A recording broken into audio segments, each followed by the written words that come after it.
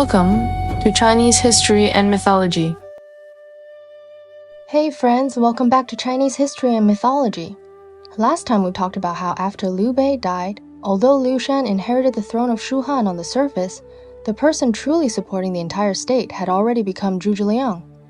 At that time, Shu Han had just suffered the terrible defeat at Yiling, and its national strength had been badly damaged. Outside, there were also two powerful enemies, Cao Wei and Eastern Wu. Zhuge Liang understood very clearly that if Shu Han continued to be enemies with both Wei and Wu at the same time, it would have no chance to recover. So he first sent Deng Ji as envoy to Eastern Wu, persuading Sun Quan to restore relations with Shu Han. After Deng Ji arrived in Eastern Wu, Sun Quan originally wanted to intimidate him. He set up an oil cauldron in front of the hall and arranged warriors holding blades in formation. But Deng Ji was not afraid at all. Instead, he pointed out directly that if Eastern Wu submitted to Cao Wei, sooner or later it would be swallowed by Cao Wei. Only if Wu and Shu formed an alliance again could they depend on each other like lips and teeth, and resist the North together. After hearing this, Sun Quan was finally persuaded and agreed to restore the Wu-Shu alliance. After that, Eastern Wu also sent Zhang Wen to Shu in return. Zhang Wen was originally somewhat arrogant, but during a banquet in Shu, he was left speechless by a series of questions and answers from Qin Mi, a scholar of Yizhou. This also showed Eastern Wu that Shu was not without talented people. Later, Deng Ji returned to Wu again, and Wu and Shu formally made peace and rebuilt their alliance. But just after Wu and Shu formed their alliance, Cao Pi could no longer sit still. He believed that if Wu and Shu joined together, they would surely threaten Cao Wei, so he decided to personally lead 300,000 land and water troops to attack Eastern Wu. On Sun Quan's side, Su Sheng was appointed to resist the Wei army. Su Sheng used reeds to make human-shaped figures and arranged fake cities and fake towers, making Cao Pi think that Jiangnan was heavily defended, so he did not dare cross the river lightly. Later, he also encountered fierce winds and huge waves, and Sun Shao, Ding Feng, and others took the chance to attack. Cao Pi suffered a major defeat and returned, while Zhang Liao also died after his arrow wound reopened. After the Wei army withdrew, Wu and Shu were temporarily stable, and the North did not dare act rashly. But at this moment, a major crisis broke out in the south of Shu Han. Meng Huo, the king of the southern barbarians, led 100,000 barbarian troops to invade the border. Yong Kai, Zhu Bao, Gao Ding, and others also rebelled one after another. Yongchang Commandery was surrounded, and the situation was extremely urgent. Zhuge Liang knew that before the northern campaign, he had to pacify the south first, so he decided to personally lead the southern campaign. Liu Shan and Wang Lian both worried that he was taking the risk himself, but Zhuge Liang believed that the southern barbarians were far from the central plains. It was not enough to simply send one great general to fight them. He had to adapt to the land and the people, and attacking the heart had to come first. After the southern campaign began, Zhuge Liang first used a plan to create suspicion and break apart the relationship between Yong Kai, Gao Ding, and Zhu Bao. In the end, Gao Ding killed Yong Kai and Zhu Bao, and the three roots of rebellion were quickly pacified. After that, Wang Tang, the governor of Yongchang, came out of the city to welcome him, and Liu Kai presented the map for pacifying the barbarians in the palm of the hand, helping Zhuge Liang continue deeper into the south. At this time, Ma Su came to the army and offered Zhuge Liang the strategy of attacking the heart is best, attacking cities is lower. Winning through the mind is best, winning through soldiers is lower. Zhuge Liang greatly agreed after hearing this, because this was exactly what he truly thought. The south could not be subdued by force alone. The people there had to submit from their hearts. After that, Meng Huo sent the 3 cave marshals to attack in 3 routes. Zhuge Liang deliberately stirred up the sharp spirit of Zhao Yun and Wei Yan, making them go deep behind the enemy. They first defeated Jinhuan Sanji, then worked with Wang Ping, Ma Zheng, Zhang Ni, Zhang Yi, and the others to capture Dongtuna and Ahuinan. Zhuge Liang did not kill them. Instead, he released them and let them go back, all to weaken Meng Huo's hold over people's hearts. When Meng Huo heard that the 3 cave armies had been badly defeated, he personally led troops into battle. But he again fell into Zhuge Liang's ambush, was captured alive by Wei Yan, and was escorted to Kongming's tent. Yet Meng Huo was not convinced. He said that he had only fallen into the hands of the Shu army because the mountain road was narrow and he had made a mistake for a moment. After hearing this, Zhuge Liang did not kill him. Instead, he untied him, gave him wine and food, and released him, letting him go back to reorganize his troops and fight again. From this point on, the true contest between Zhuge Liang and Meng Huo had only just begun. So after Meng Huo returns, will he truly admit defeat?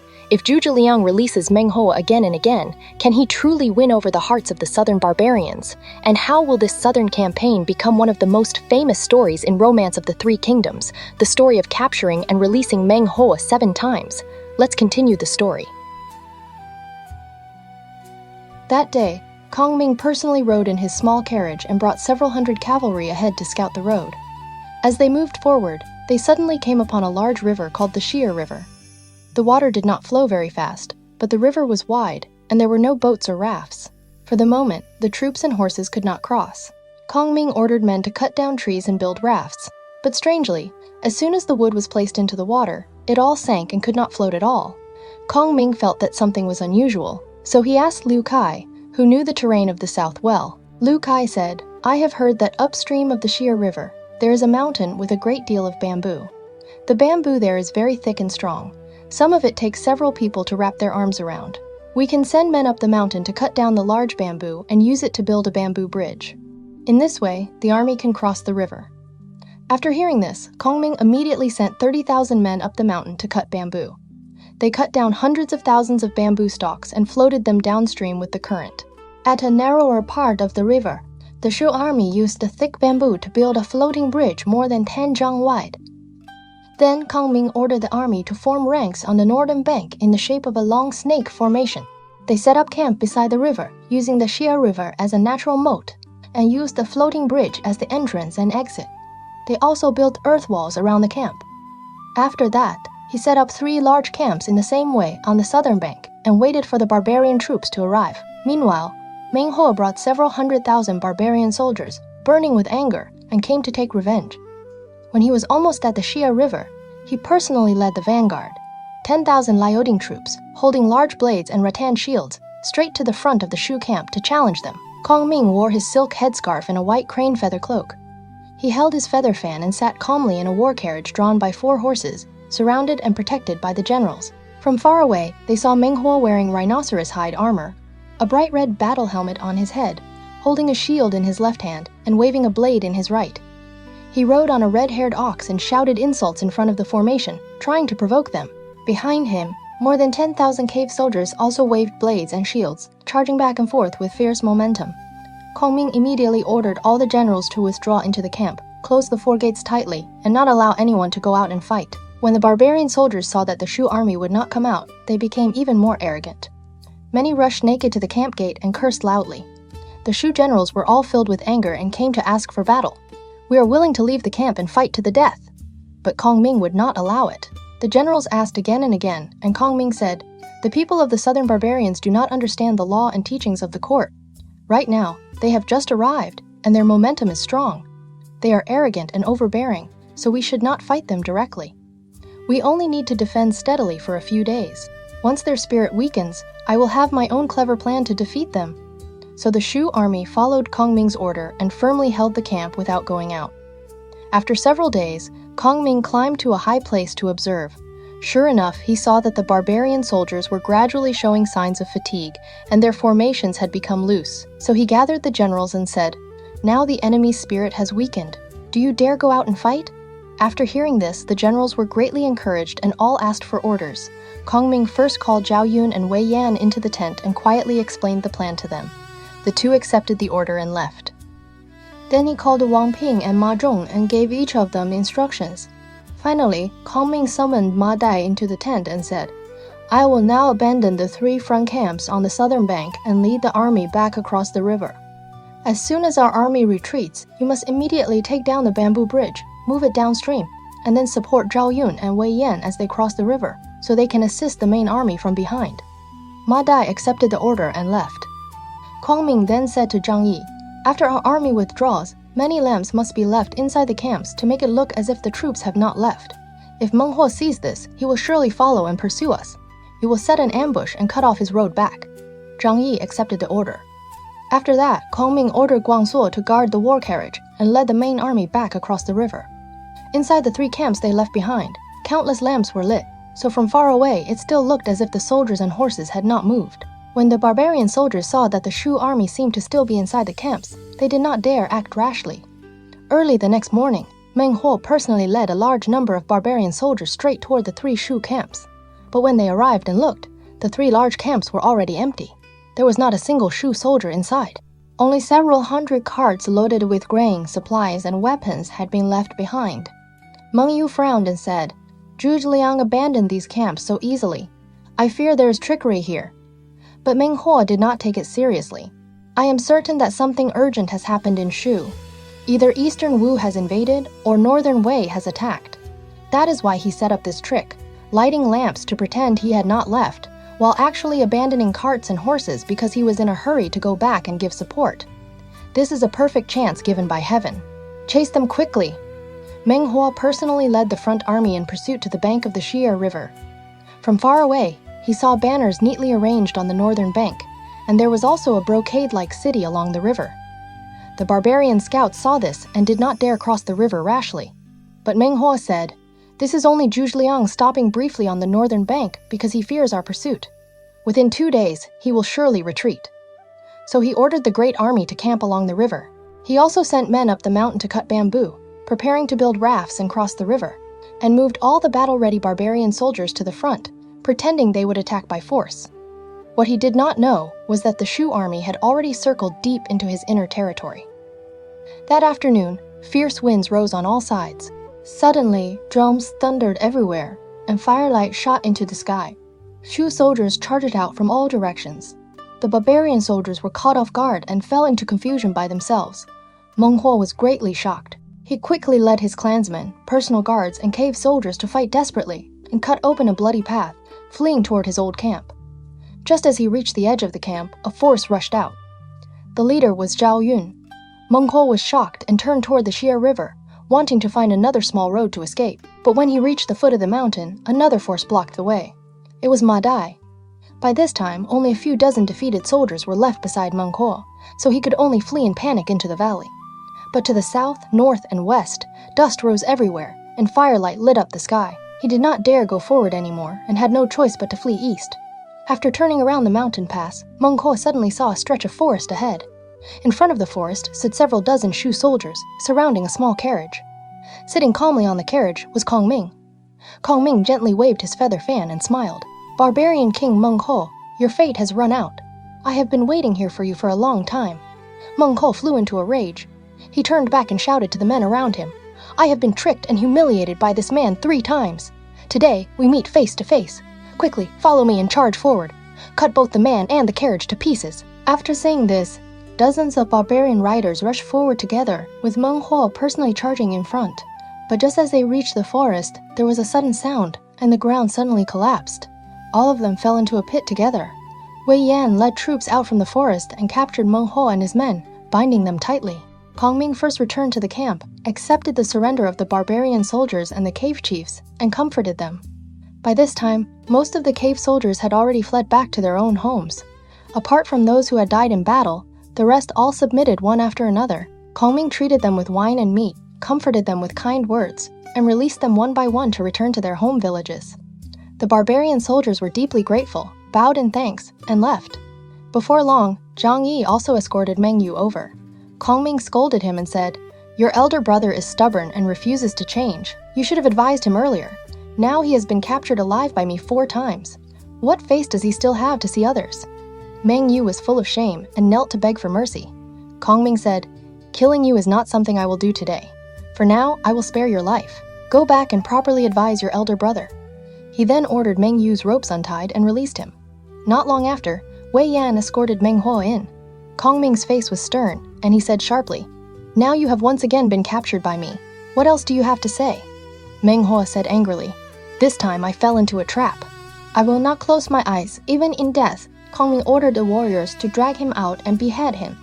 But Meng Huo's expression did not change. He turned back and said, "If you have courage, release me one more time. I will surely avenge these 4 humiliations." Kongming laughed loudly and said, "Men, untie him and give him wine to calm his shock." Then he personally invited Meng Huo into the tent and asked him to sit. He said, "I have already treated you with courtesy 4 times. Why do you still refuse to submit?" Meng Huo replied, "Although I am a man beyond the civilized lands, I do not submit to the Chancellor's constant use of tricks. How can I be convinced in my heart?" Kongming asked, "If I release you one more time, can you still fight again?" Meng Huo said solemnly, "If the Chancellor captures me again, I will surrender with all my heart, present the treasures of my cave, reward the 3 armies, and swear never to rebel again." Kongming laughed loudly. "Good, then I will release you one more time." So he ordered Meng Huo to be released and sent back. After Meng Huo left, he gathered several thousand strong men from the various caves and headed south. Before long, from far away, he saw dust rising into the air. A force was coming toward him. It was Meng Yu, leading the defeated soldiers to seek revenge. When the brothers met, they held each other and cried bitterly, then told each other what had happened. Meng Yu advised him, "We have lost battle after battle, while the Shu army keeps winning. They are hard to resist. Now we can only retreat deep into the mountain caves and avoid their sharp force. The Shu soldiers fear heat and cannot endure the summer air of the south. They will naturally withdraw." Meng Huo asked, "Where can we hide?" Meng Yu replied, "To the southwest, there is a mountain cave called Tulong Cave. Its cave lord, King Duasi, has a deep friendship with me. We can go to him." So Meng Huo sent Meng Yu ahead to report. When King Duasi heard the news, he personally led troops out to welcome them and treated them with great courtesy. After Meng Huo entered the cave, he told Duasi the whole story from beginning to end. Duasi said, "Great king, do not worry. If the Shu soldiers dare come here, I will make sure not one of them leaves alive. Even Zhuge Liang will die here." Meng Huo was delighted and asked what plan he had. Duasi said, "Tulong Cave has only 2 roads out. One road is to the northeast, the road your majesty came by. The ground there is flat, the water is sweet, and men and horses can pass without trouble. As long as we block the cave entrance with wood and stones, even 1,000,000 strong soldiers cannot get in. To the northwest, there is also a small path. But the mountains are dangerous. The road is narrow, and there are many poisonous insects and scorpions along the way. After dusk, heavy miasma rises and does not clear until the sea hour. Only during the Wei, Shen, and Yu hours can people pass." Duasi continued, "There are also 4 poisonous springs there. The first is called the Mute Spring. Its water is sweet, but after people drink it, they cannot speak and will die within 10 days. The second is called the Death Spring. Its water feels like warm soup. If people bathe in it, their skin and flesh rot away until their bones show, and then they die. The third is called the Black Spring. Its water is clear but poisonous.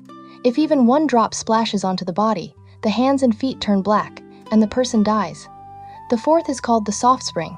Its water is like ice. After people drink it, no warm breath remains in their throat. Their whole body becomes weak and limp, and they die. No birds or beasts live in this place. Only Ma Yuan, the Fubo general of the Han Dynasty, once reached it. Now, as long as we block the main northeastern road, the Shu soldiers will have to enter from the small northwestern path. Along the way, they will have no water to drink. If they see these 4 springs, they will surely be poisoned. In this way, even if Zhuge Liang has 1,000,000 troops, he will never return." Meng Huo was overjoyed after hearing this and sighed, "Only today have I finally found a place where I can be safe. No matter how godlike Zhuge Liang's plans are, he will have no way to use them here. The water of these 4 springs will be enough to avenge my defeated soldiers." From then on, Meng Huo and Meng Yu drank and enjoyed themselves every day with Duasi inside Tulong Cave. For several days, Kongming did not see Meng Huo send troops out to challenge him, so he ordered the army to leave the Xi'er River and continue pushing south. At that time, it was the 6th month, the heat of summer, and the weather burned like fire. During the march, scouts reported, "Meng Huo has retreated into Tulong Cave and will not come out again. The important entrance to the cave has been blocked with wood and stones, and soldiers have been sent to guard it. The mountains are steep and dangerous, and we cannot advance." Kongming summoned Lu Kai and asked him about it. Lu Kai said, "I have only heard that there are roads inside Tulong Cave, but I do not know the details." Jiang Wan advised, "Meng Huo has already been captured 4 times. He must be frightened out of his courage and will not dare fight again. Now the weather is extremely hot, and the soldiers are exhausted. It would be better to return to our country for now." Kongming shook his head and said, "If we truly withdraw, we will fall right into Meng Huo's plan. He will surely take the chance to strike back. Since we have already come this far, how can there be any reason to turn back?" So Kongming ordered Wang Ping to take several hundred men as the vanguard. He also had surrendered barbarian soldiers guide the way and enter from the small northwestern path. When the group reached a spring, the soldiers were unbearably thirsty and rushed to drink the water. After Wang Ping finished scouting the road, he returned to camp to report to Kongming. By the time the main force arrived, those soldiers who had drunk the water could no longer speak. They could only point to their mouths with their hands. Kongming was shocked. Knowing that they had been poisoned, He personally rode in his small carriage and brought several dozen men to inspect the place. He saw that the spring water was clear to the bottom, but a cold air hung over the surface. Kongming climbed to a high place and looked into the distance. Seeing that the surrounding mountains enclosed the area and that not even birds or beasts were visible, he felt even more that something was strange. Suddenly, he saw an ancient temple on a distant hill, so he climbed up by holding onto vines and trees. When he entered the temple, he saw a statue of a seated general inside. Beside it, a stone tablet read, "Temple of Ma Yuan, Fubo General of the Han." Kongming felt deep respect. He knelt and prayed, saying, "I, Zhuzhou Liang, carry the heavy trust of the late emperor's final charge and follow the imperial command to pacify the southern barbarians. Now my soldiers did not know the local geography and mistakenly drank from the poisonous spring. They have lost their voices, and whether they live or die is uncertain. I sincerely hope that the honored spirit will remember the grace and righteousness of the great Han, show divine power, and protect my army so that we may be safe." After finishing the prayer, Kongming left the temple and wanted to find local people to ask for information. Suddenly, he saw an old man coming from the opposite mountain, leaning on a staff, with a strange appearance. Kongming invited the old man into the temple, saluted him, and asked, "May I ask your honored name?" The old man smiled and said, "I have long heard the great name of the Han Chancellor. To meet you today is a blessing over 3 lifetimes. Thanks to the Chancellor's kindness and virtue, many barbarian soldiers have been pardoned, and everyone is deeply grateful." Kongming asked about the poisonous springs. The old man said, "The water your soldiers drank is from the Mute Spring. Although the water is clear and sweet, after drinking it, people cannot speak and will die within several days. Besides that, there are 3 other poisonous springs: the Soft Spring, the Black Spring, and the Death Spring. The Soft Spring is cold to the bone. After drinking it, the whole body becomes weak and limp, and the person dies. The Black Spring has clear water, but it is poisonous. If even 1 drop splashes onto the body, the hands and feet turn black, and the person dies. The Death Spring is hot like soup. If people touch it, their skin and flesh rot away, and they die. This place also has miasma.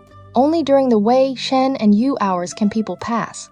At all other times, smoke and miasma fill the area, and anyone who touches it will die." After hearing this, Kongming sighed deeply.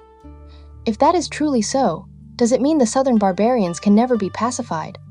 If the barbarian lands are not pacified, how can I launch the northern campaign against Wei and revive the Han house? Would this not fail the heavy trust of the late emperor's final charge? The old man comforted him and said, "Chancellor, there is no need to worry. I know a place that can solve this difficulty. Several li due west from here, there is a valley. After entering the valley and going 20 li, there is a stream called Wan'an Stream. Beside the stream lives a master known as the Hermit of Wana'an. Behind his thatched hut is a spring called the Anlao Spring. Anyone who has been poisoned will recover as soon as they drink from it. If someone has been touched by miasma or developed sores and scabs, bathing in Wan'an Stream can also cure them. In front of his hut, there is also an herb called Zhige Yunsang. If you hold it in your mouth, you will not be harmed by miasma. Chancellor, you should quickly go and ask him for help." Kongming quickly bowed in thanks and asked, "Old sir, you have saved the lives of my whole army. May I ask your honored name?"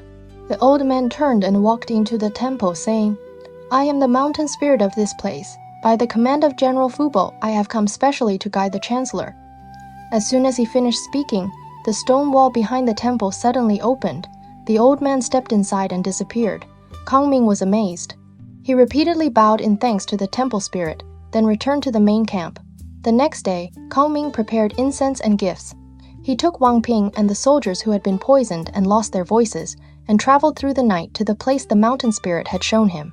They followed a small road into the valley and walked more than 20 li. Suddenly, a quiet estate appeared before them. Tall pine and cypress trees surrounded it. Thick bamboo forests grew nearby. Rare flowers circled the place, and a fresh fragrance filled the air. Kongming came to the gate and knocked. A young boy came out to answer. Before long, a master came out. He wore a bamboo crown, straw sandals, a white robe, and a black cord belt. His eyes were blue, his hair was golden, and his spirit was bright. He smiled and said, "Could the visitor be Zhuge Kongming, Chancellor of the Han?" Kongming was surprised and said, "How does a worthy master know me?" The hermit replied, "I have long heard that the Chancellor was leading an army south. How could I not know?" Then he invited Kongming into the thatched hall and asked him to sit. Kongming explained why he had come. I carry the heavy trust of Emperor Zhao Li's final charge. Now, following the sacred command, I have entered deep into the southern lands, hoping to bring the barbarian regions back under the court. But unexpectedly, my soldiers mistakenly drank from the mute spring, and every one of them lost the power of speech. Last night, thanks to the spirit of General Fubo guiding me, I learned that you, worthy master, have a divine spring that can cure this poison. I hope you will show great mercy and save my soldiers. The hermit said, I am only an idle man in the mountains. I am not worthy of the chancellor coming here personally. The divine spring is behind the hut. Boy, quickly go draw water. The boy then led Wang Ping and the poisoned soldiers to the spring to fetch water. After everyone drank it, before long, they vomited out foul saliva and recovered their speech. Then they bathed in Wanhan's stream and immediately felt their bodies become light, with all the poison gone. The hermit then hosted Kongming with tea made from cypress seeds and vegetarian dishes made from pine flowers. Although simple, the meal had its own special flavor. He reminded him, there are many poisonous snakes and scorpions in the barbarian caves, and willow flowers also fall into the streams, so the water cannot be drunk directly. You may dig wells to draw spring water from the ground. Then the well water can be drunk. Kongming asked again about the Xia Yunxiang herb, and the hermit ordered the soldiers to gather as much as they wished. If each person holds one leaf in his mouth, he will not fear the miasma. Kongming was endlessly grateful and bowed as he asked the hermit's name. The hermit smiled and said, I am Meng Huo's elder brother, Meng Jie. Kongming was greatly shocked. Meng Jie said, Chancellor, there is no need to be suspicious. My parents had 3 sons. I am the eldest. Next is Meng Huo, and the youngest is Meng Yu. Our parents died early.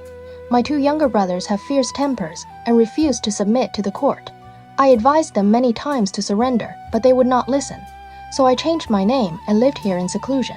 Now Meng Huo has rebelled and has made the chancellor personally enter these wild lands. As his elder brother, I truly feel ashamed. Kongming sighed and said, This reminds me of the old story of Dao Ji and Lu Xiaohui. Today, I have actually seen it with my own eyes. Then he sincerely said, I can report to the Son of Heaven and ask that you be made king. Meng Jie shook his head and said, Since I have already looked lightly on fame and rank and live hidden in the mountains and forests, why would I still desire wealth and honor?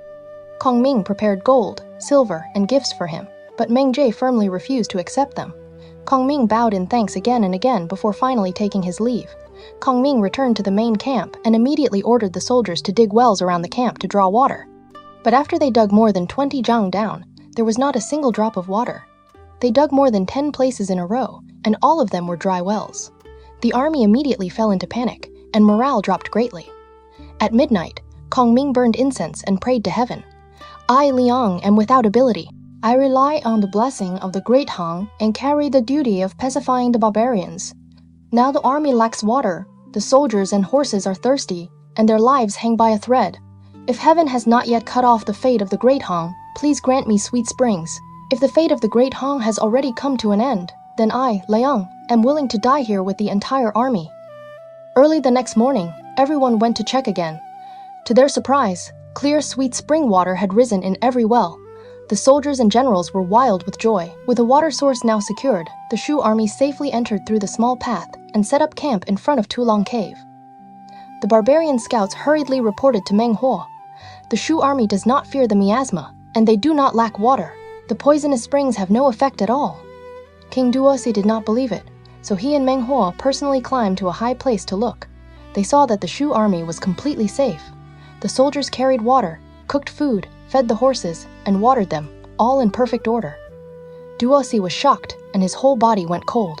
He said to Meng Huo, These are not ordinary soldiers. They are clearly divine troops.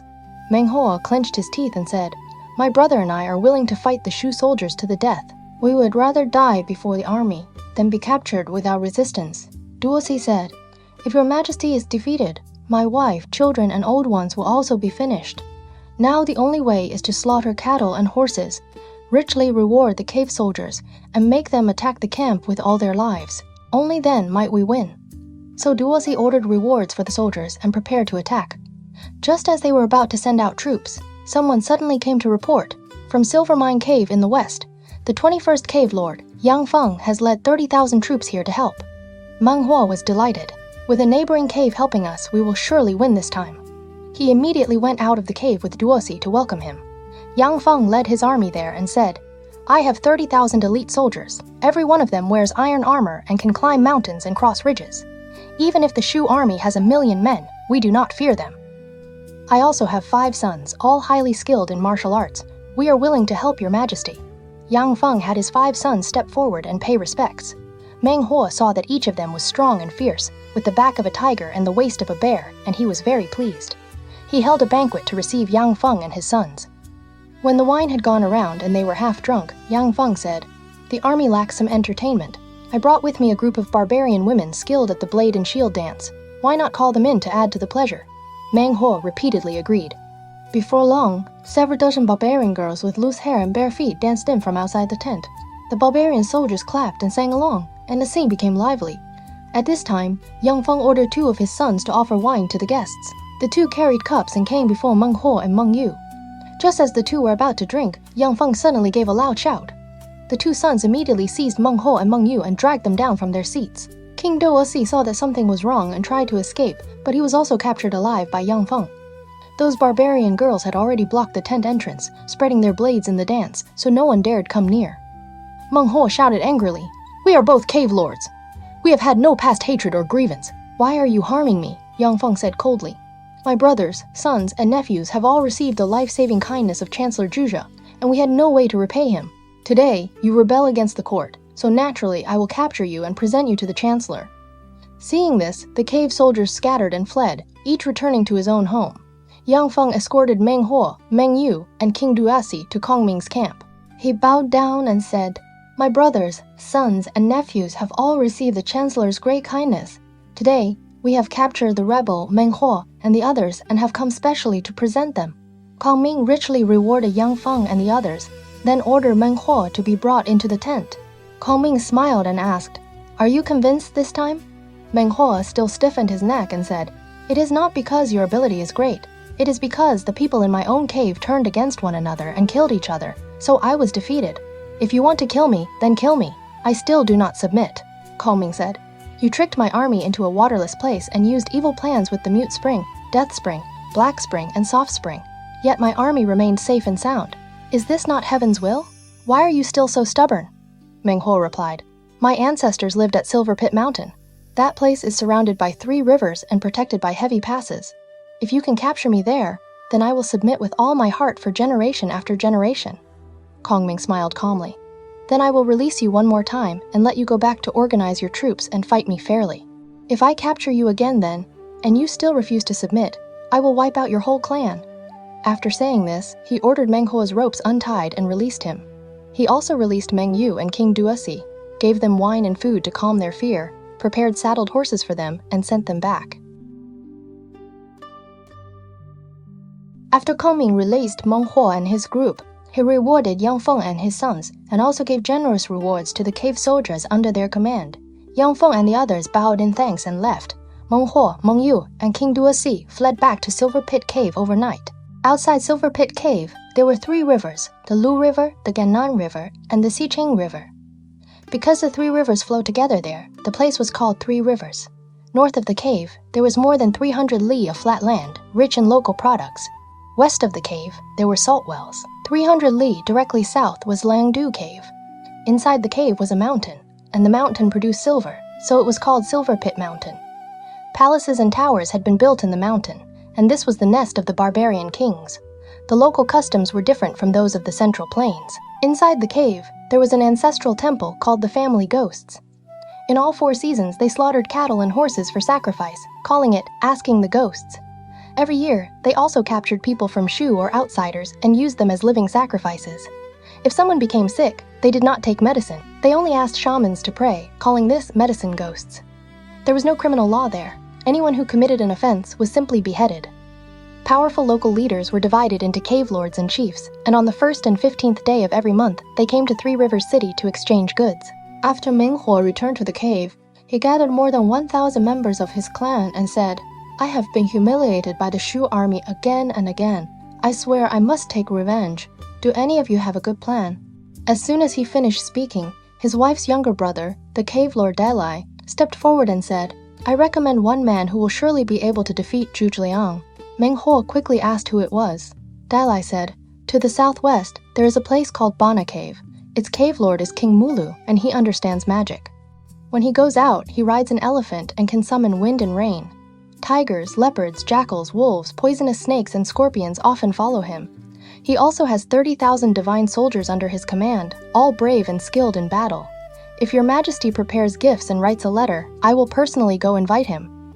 If we can ask this man to help us, why should we fear the Shu army? Meng Huo was delighted.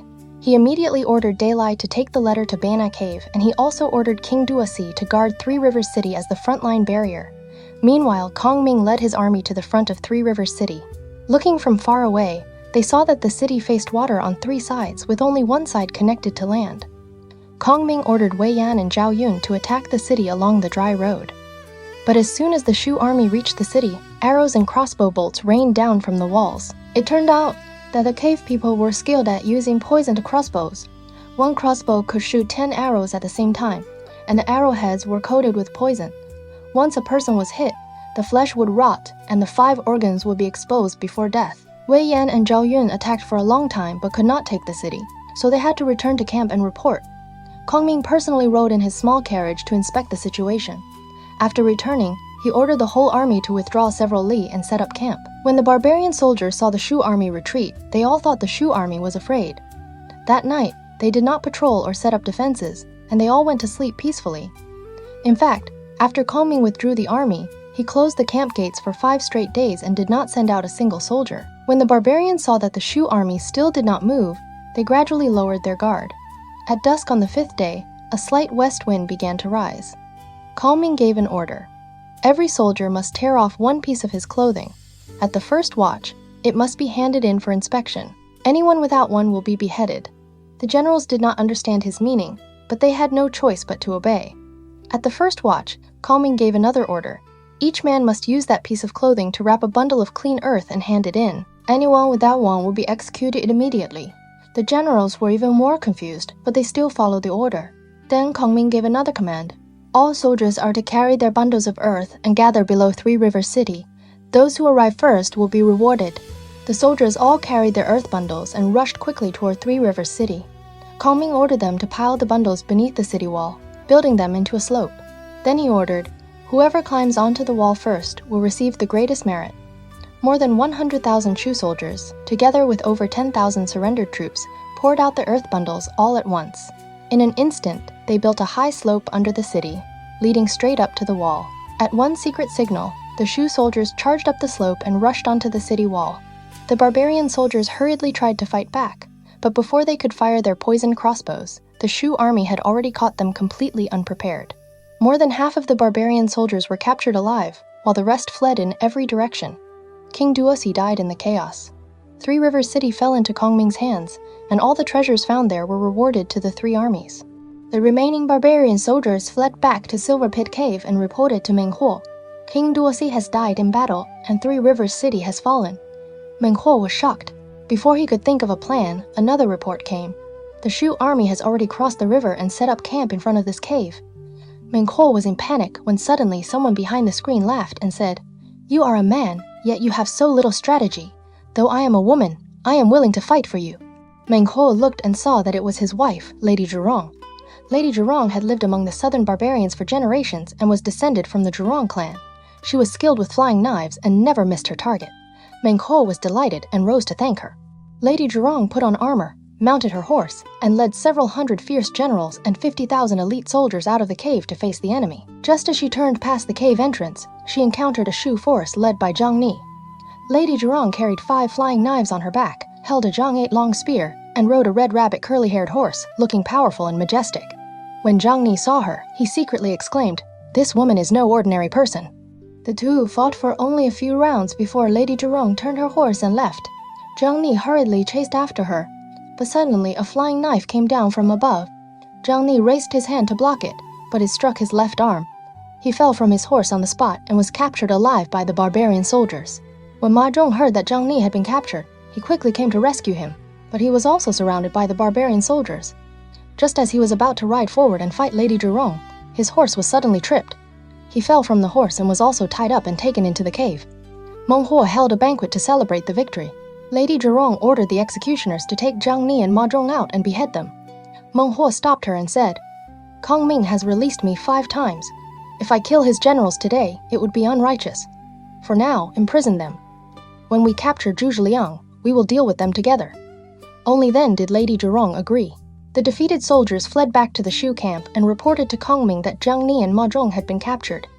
Kongming immediately summoned Ma Dai, Zhao Yun, and Wei Yan, gave each of them instructions, and ordered the 3 to lead troops out. The next day, Zhao Yun challenged outside the cave. Lady Zhurong put on armor and came out to fight. After exchanging a few rounds with Zhao Yun turned his horse and fled. Lady Zhurong feared there might be a trick, so she did not chase far and withdrew her troops back into the cave. After that, Wei Yan also came to challenge her. Lady Zhurong came out again. Wei Yan deliberately fled in defeat, but she still did not pursue. On the 3rd day, Zhao Yun came again to provoke battle. After Lady Zhurong came out, Zhao Yun again pretended to retreat. Lady Zhurong was about to return to the cave when Wei Yan suddenly shouted insults from the side. Lady Zhurong was furious and chased Wei Yan with her long spear. Wei Yan turned his horse and fled, luring her into a small mountain road. Suddenly, there was a loud sound behind him. Wei Yan looked back and saw Lady Zhurong falling backward from her saddle. It turned out that Ma Dai had already set an ambush here and used a trip rope to knock down her horse. She was captured and tied up, then taken back to the main camp. The barbarian generals and cave soldiers came to rescue her, but Zhao Yun attacked them fiercely in formation and scattered them in every direction. Ma Dai escorted Lady Zhurong to see Kongming. Kongming immediately ordered her ropes untied, set up another tent for her, gave her wine to calm her fear, and sent someone to inform Meng Huo that he was willing to exchange Lady Zhurong for Zhang Ni and Ma Zhong. Meng Huo agreed and released Zhang Ni and Ma Zhong. Kongming also sent Lady Zhurong back to the cave. When Meng Huo saw his wife return safely, he was both happy and angry. Just then, someone came to report, King Mulu, the Lord of Bana Cave, has arrived. Meng Huo personally went out of the cave to welcome him. He saw King Mulu riding a white elephant, wearing golden beads and tassels, with 2 swords hanging at his waist. Behind him followed a group of barbarian soldiers who kept tigers, leopards, jackals, and wolves. His force looked extremely powerful. After meeting him, Meng Huo wept and told him how he had been defeated several times. King Mulu patted his chest and promised to avenge him. The next day, King Mulu led the soldiers of his cave and the wild beasts out to battle. Zhao Yun and Wei Yan learned that the barbarian soldiers had moved out and immediately arranged their troops in formation. The 2 watched from before the formation and saw that the barbarian soldiers looked fierce and strange. They were bare-armed and naked, with sharp knives hanging from their bodies. In their army, they did not beat drums or blow horns. Instead, they struck sieves to pass orders. King Mulu had 2 swords at his waist and shook a bell in his hand as he rode out from beneath the great banner on his white elephant. Zhao Yun said to Wei Yan, "I have fought all my life, but I have never seen anyone like this." Before he finished speaking, King Mulu began chanting spells and shaking his bell. Suddenly, a violent wind rose, and sand and stones flew through the air. Then a horn sounded, and tigers, leopards, jackals, wolves, poisonous snakes, and fierce beasts rushed forward together, baring their teeth and claws. The Shu army could not resist and had to retreat. The barbarian soldiers took advantage of the situation and pursued them all the way to the border of 3 rivers before withdrawing. Zhao Yun and Wei Yan gathered the defeated soldiers and returned to camp to ask Kongming for punishment. Kongming smiled and said, "This is not your fault. Before I even left my thatched cottage, I already knew that the southern barbarians had a method of driving tigers and leopards in battle. When I was in Shu, I had already prepared tools to break this formation. Among the 20 carts brought with the army, there are treasures for this purpose. Today, we will first use the 10 red oil cabinet carts. The other 10 black oil cabinet carts will be useful later." Kongming ordered the red oil cabinet carts opened. When the generals looked inside, they saw that the carts did not contain weapons. Instead, they held huge carved and painted wooden beasts. These fake beasts were made with great skill, covered with colorful velvet fur, and their teeth and claws were all made of steel. They bared their teeth and stretched their claws, looking extremely fierce. On each giant beast, 10 soldiers could sit.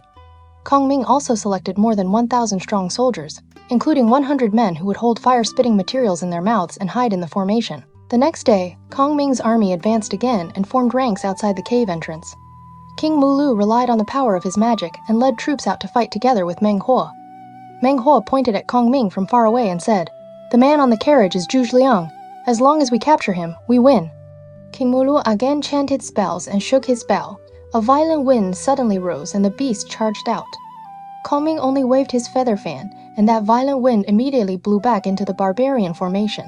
At the same time, the Shu army's fake beasts also charged out, breathing flames from their mouths, releasing black smoke from their noses, shaking copper bells and baring their teeth and claws. When the real beasts from the barbarian cave saw them, they were instantly frightened and turned back, crashing into the barbarian soldiers instead and scattering them in disorder.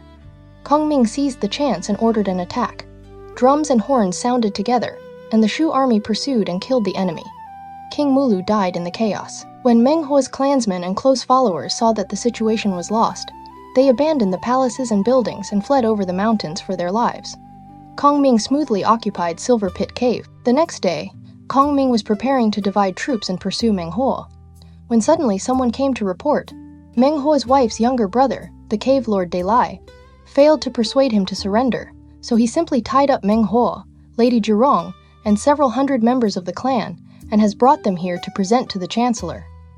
After hearing this, Kongming immediately called Zhang Ni and Ma Zhong, quietly gave them instructions, and had the two generals each choose 2,000 elite soldiers to lie in ambush along the mountain corridors on both sides. After everything was arranged, Kongming ordered the gate guards to let them all in. They saw daylight leading executioners and escorting Meng Huo and the others, who knelt below the hall. Suddenly, Kongming shouted, "Seize them!" Ambush troops rushed out from both sides, 2 men taking each prisoner, and tied them all up. Kongming laughed loudly and said, "How could this little trick of yours deceive me? The first 2 times you were brought here by people from your own cave to surrender, and I did not harm you. You thought I truly had no guard up, so you pretended to surrender and planned to lure me into the cave to an ambush." He ordered men to search them.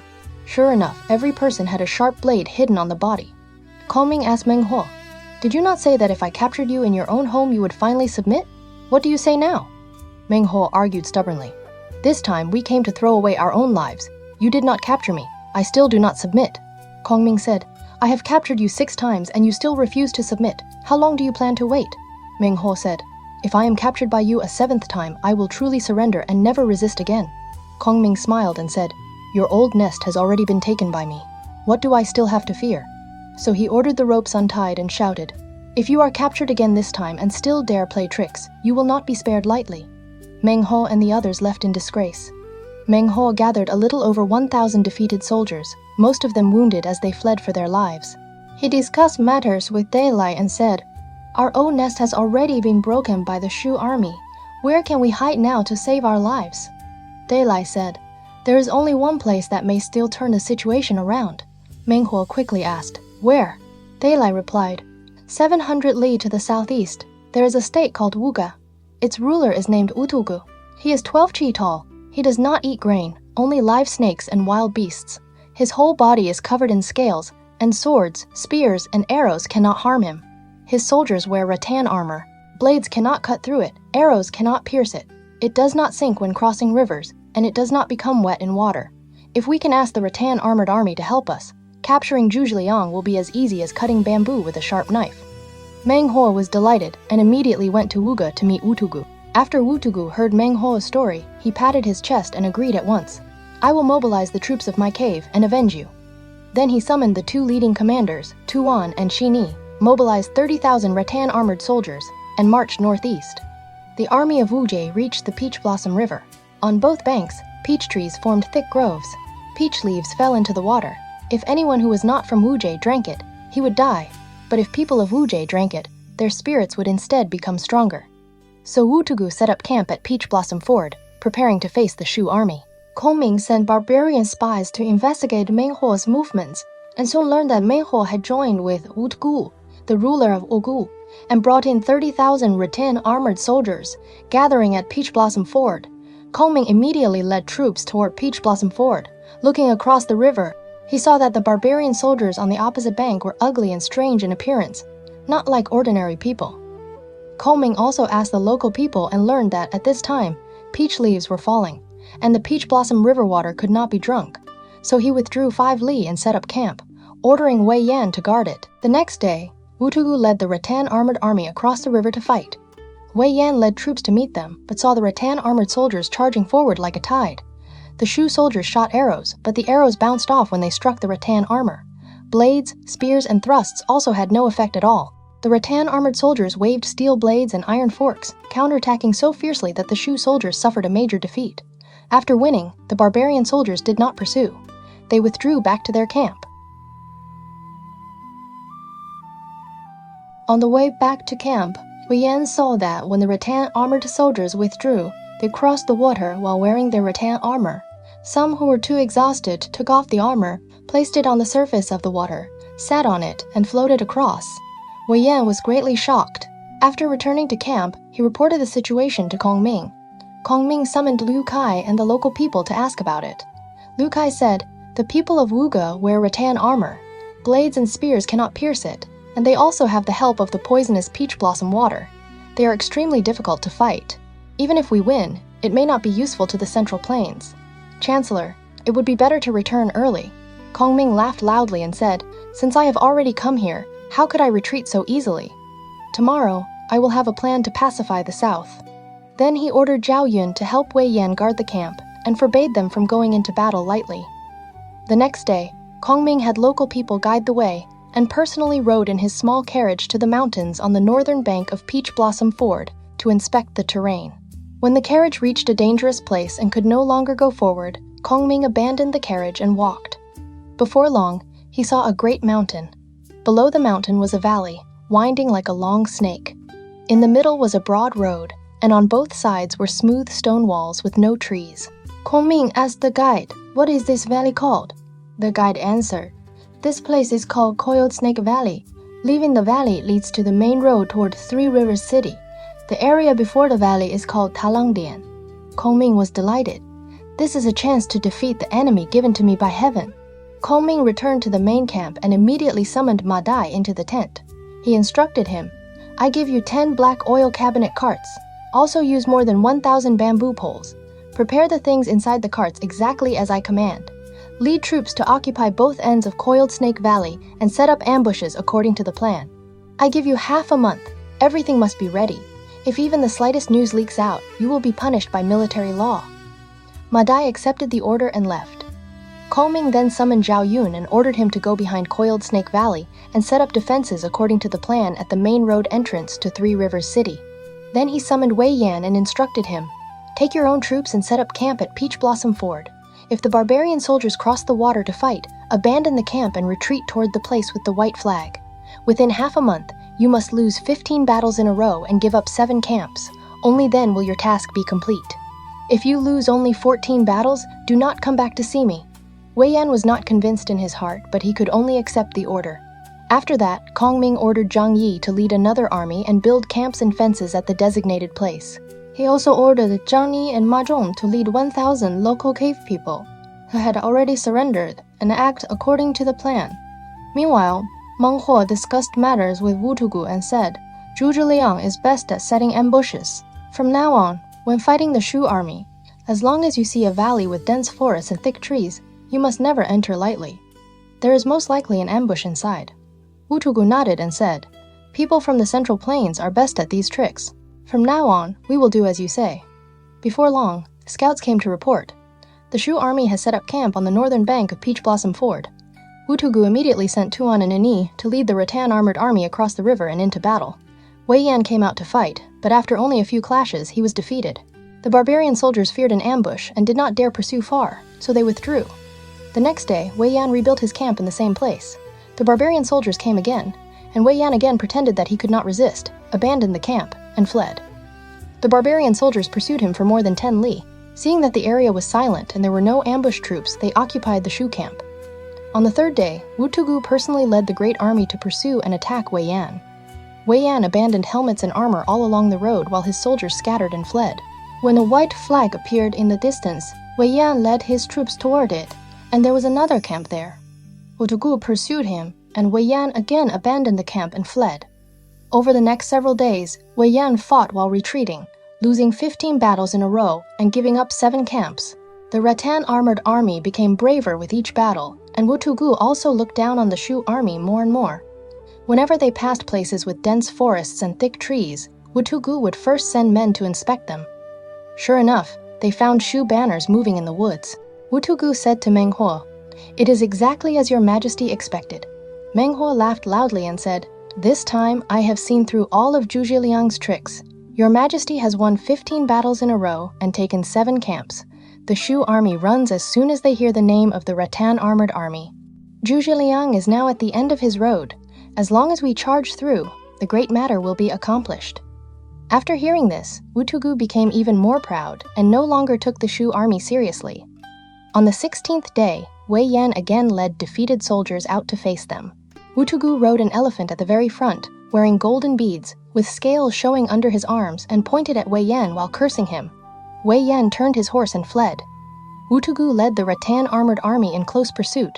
Wei Yan retreated all the way into Coiled Snake Valley, running in the direction of the white flag. Wutugu saw that the mountains were bare, with no grass or trees, and judged that there could be no ambush, so he confidently led his troops into the valley. Just after they entered the valley, the barbarian soldiers saw dozens of black oil cabinet carts blocking the road ahead. They reported, "These are Shu army carts used to transport grain. Because your Majesty's army is too fierce, they abandoned the grain carts and fled." Wutugu was delighted and urged the soldiers to continue the pursuit. But when they were almost at the valley exit, the Shu soldiers suddenly disappeared. Wood and stones rolled down from the mountain, blocking the exit. Wutugu was ordering men to clear the road when the dry firewood on the carts ahead was suddenly set alight, and the flames rose fiercely. Wutugu quickly ordered the army to retreat, but the rear troops reported, "The valley behind us is also blocked with piles of firewood. Those carts are filled with gunpowder, and they have already caught fire."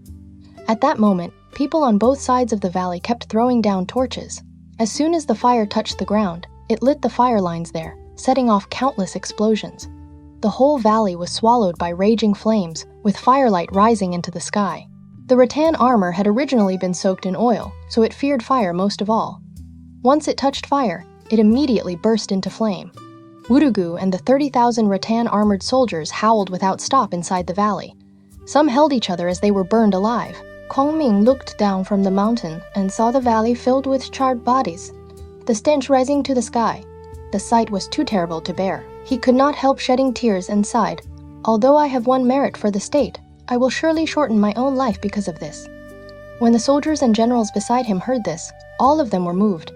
Meanwhile, Meng Huo was still in camp waiting for news of victory. Suddenly, more than 1,000 men came before the camp, laughing as they knelt and said, "The army of Wu Jie is now fighting fiercely with the Shu army and has already trapped Zhu Zhiliang in Coiled Snake Valley. Please, great king, go quickly to support them. We are originally people of this cave. Earlier, we had no choice but to surrender to Shu. Now that we have heard your majesty has arrived, we have come specially to help in battle." Meng Huo was delighted. He immediately led his clan members, trusted followers, and various barbarian soldiers, guided by these surrendered troops, and hurried overnight toward Coiled Snake Valley. As soon as he reached the mouth of the valley, he saw firelight rising into the sky and a terrible stench filling the air. Only then did Meng Huo realize he had fallen into a trap, and he quickly tried to withdraw. At that moment, Zhang Ni appeared on the left and Ma Zhong appeared on the right, with 2 routes of Shu soldiers attacking together. Just as Meng Huo was about to fight back, more than half of the barbarian soldiers around him suddenly also took action. It turned out that these men were all Shu soldiers in disguise. In one move, they captured the barbarian king's clan members and the troops of the various tribes. Meng Huo fought desperately out of the encirclement and fled alone on horseback along the mountain road. As he was running, he suddenly saw a group of men and horses ahead in the mountain hollow, surrounding a small carriage. Sitting calmly on the carriage was a man wearing a silk headscarf, waving a feather fan, and dressed in a Taoist robe. It was Kongming. Kongming shouted, "Rebel Meng Huo, what do you say now?" Meng Huo was shocked and turned around to flee. Suddenly, a great general appeared from the left. It was Ma Dai. Meng Huo was caught off guard and was captured alive by Ma Dai. At the same time, Wang Ping and Zhang Yi had already led troops to the barbarian camp and captured Lady Zhurong, along with Meng Huo's old and young clan members, all alive. Kongming returned to camp and held court in the command tent. He said to the generals, "This time, I used fire attack because I had no choice. The rattan-armored army could not be pierced by blades or arrows. Without fire, it would have been difficult to win. But the people of Wu Jie have almost been wiped out, and this is truly a great sin of mine. I knew the enemy would think I had placed ambushes in places with thick forests, so I only planted banners in the woods and did not hide even a single soldier there. I also made Wei Yan lose 15 battles in a row and abandon 7 camps, deliberately making them look down on us. The two sides of Coiled Snake Valley are smooth stone, and the valley floor is sand and earth with no grass, making it perfect for a fire attack. I had Ma Dai set up the black oil cabinet carts, with gunpowder mines hidden inside. In each mine, smaller charges were also hidden, all connected by bamboo poles and powder lines. Once one place was lit, the whole valley would explode together. Then I had Zhao Yun prepare dry firewood to block the road. After Wei Yan lured the rattan armored army into the valley, we cut off their front and rear and set fire to them. Rattan armor is useful in water, but it fears fire most of all, so it was broken in one battle. After hearing this, the generals all kowtowed and said, "The Chancellor's divine strategy is beyond the understanding of ghosts and gods." At this time, Kongming ordered Meng Huo to be brought forward. Meng Huo knelt below the tent, but Kongming ordered his ropes untied, set up another tent, and gave him wine and food to calm his fear. Then Kongming quietly gave instructions to the official in charge of food and wine.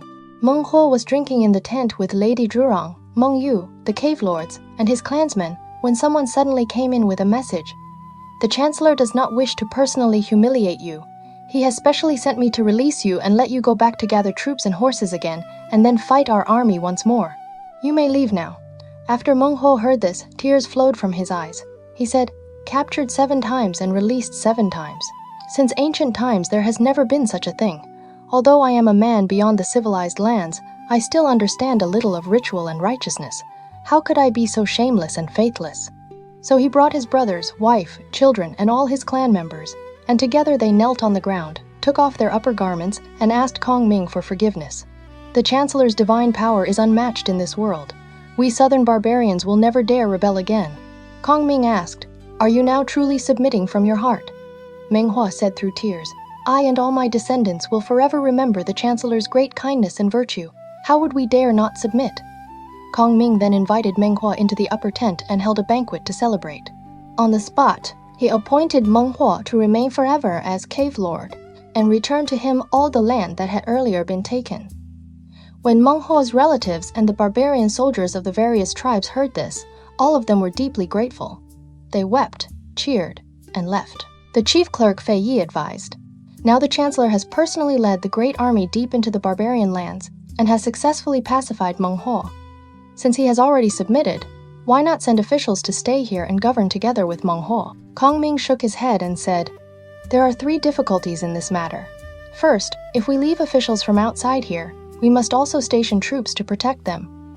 But this place is remote, and grain is difficult to transport. The soldiers would have nothing to eat. Second, many barbarians have died or been wounded, and their loved ones have been killed. If we leave only outsiders and no troops, they will surely rise up and take revenge. Third, the barbarians have killed officials many times in the past, and they already distrust outsiders. If we send officials again, it will be hard to gain their trust. Therefore, I have decided not to leave men here and not to transport grain here. It is enough simply to live in peace with them."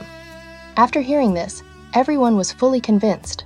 From then on, all the southern tribes deeply felt Kongming's kindness and virtue. They built living shrines for him, made offerings in all 4 seasons, and called him their kind father. The tribes presented pearls, gold, silver, cinnabar, medicine, lacquerware, farming oxen, and war horses to support the Shu army, and they swore never to rebel again. Southern lands were finally completely settled. After Kongming comforted and rewarded the 3 armies, he began leading the army back to Shu.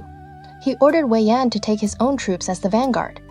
When Wei Yan's army reached the Lu River, dark clouds suddenly covered the sky. Fierce winds rose over the river, and sand and stones flew through the air. The army could not move forward. Wei Yan had no choice but to withdraw and report back to Kongming. Kongming then summoned Meng Huo and asked him about the matter. Kongming's southern campaign looked on the surface like a military campaign to suppress rebellion, but in truth, it was more like a battle for people's hearts. From the very beginning, his goal was not simply to kill Meng Huo, nor was it to force all the southern barbarian tribes into submission through violence, because he understood very clearly that if the south was conquered only by weapons, then even if it was pacified today, it could rebel again tomorrow. Even if it was crushed this year, once the Shu army withdrew, rebellion would return again. That was why Kongming released Meng Huo again and again. The first time, Meng Huo refused to submit, saying he had only fallen into an ambush by mistake. The second time, Meng Huo still refused to submit, saying that his own men had betrayed him. The The third time, his false surrender failed, but he still remained stubborn.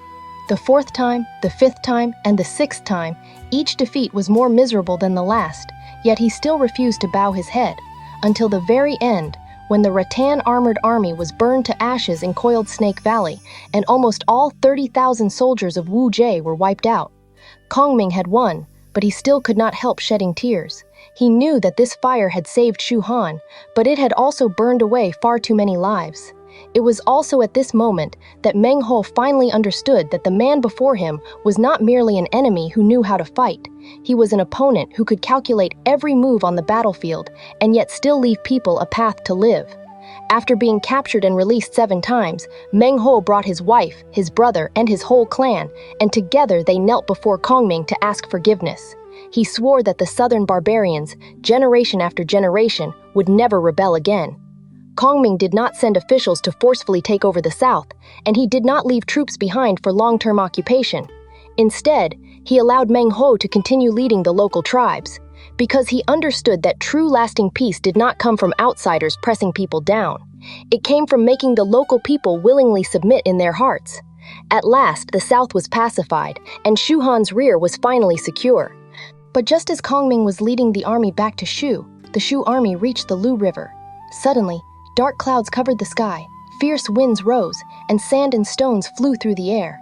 The great army could not cross the river.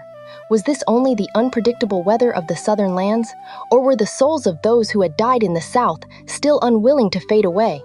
How would Kongming resolve this strange omen? And after the south was pacified, when would the true great task in his heart, the northern campaign against the Central Plains, officially begin? We'll continue the story in the next episode. If you enjoyed today's episode, feel free to give the show a like, subscribe, and share it with someone you think would enjoy it too. Thank you for spending this time with me. I will see you in the next episode.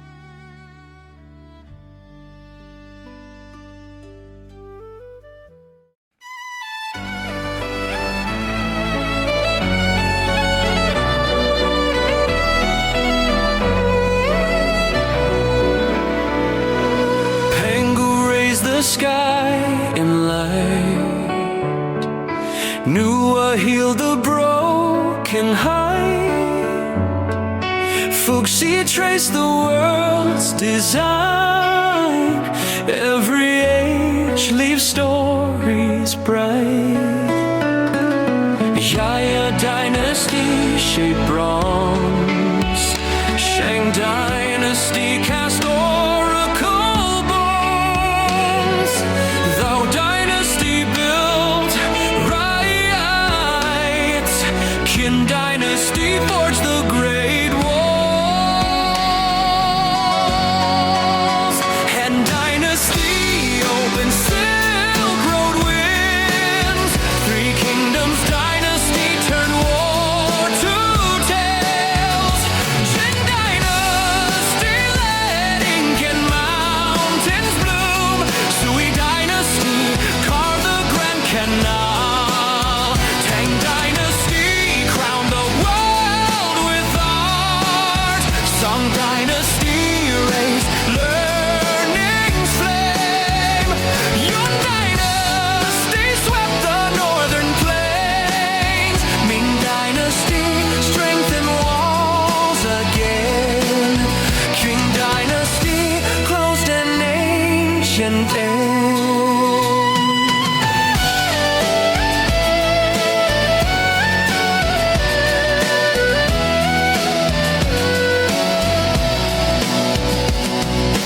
Every age leaves stories bright. History and myth ignite in endless light.